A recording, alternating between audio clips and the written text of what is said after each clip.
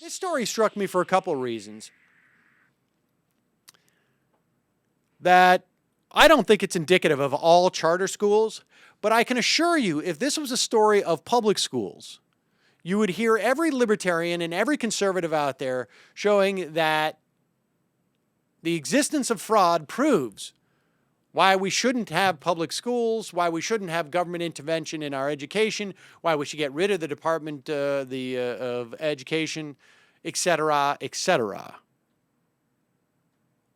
But I think the time is nearly long past to recognize what the school reform movement and the charter reform movement is mostly about. Not totally, but mostly. The idea that charter schools were supposed to be laboratories for experiments that could carry over into the public schools, I think is pretty much out the window. We also know that most data shows that charter schools in the aggregate perform no better than public schools, and in some instances worse, and they do so even though they have the advantage of a self-selecting pool of students. In other words, parents who are engaged enough to bring their kids down to a lottery. They also very often do not have to or educate kids with special needs in the schools or problem kids like public schools do. And apparently, in some instances, they're just a way to siphon money into private people's hands. And I'm not talking just the legal siphoning of tax dollars into private people's hands. Out of Philadelphia, a charter school mogul, Dorothy June Hairston Brown.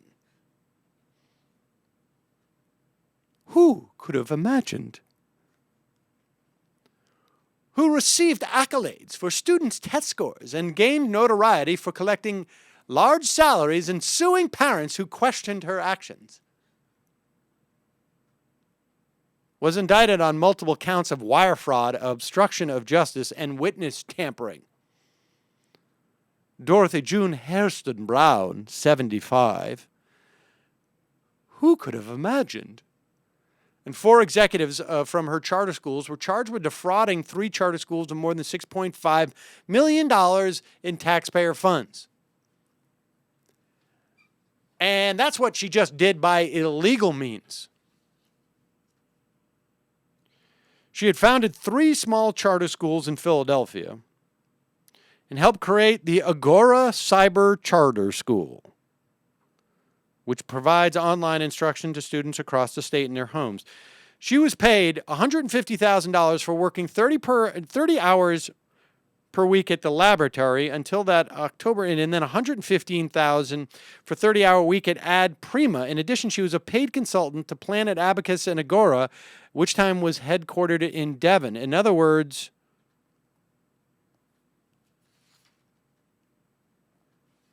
that was what she was collecting legally. Multiple payments from all these different schools.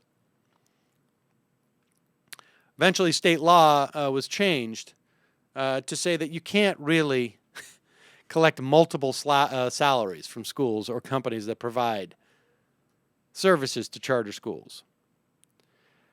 Today's announcement comes 4 years after federal authorities began examining Brown's operation in connection with a probe of another charter leader, Brian Gardner, the founder and former top administrator of the Philadelphia Academy Charter School in the Northeast.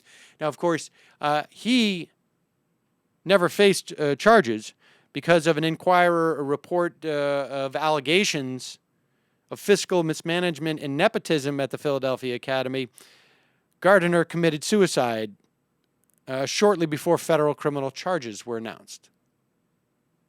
I don't know what's going on with charter schools in Philadelphia or its environs,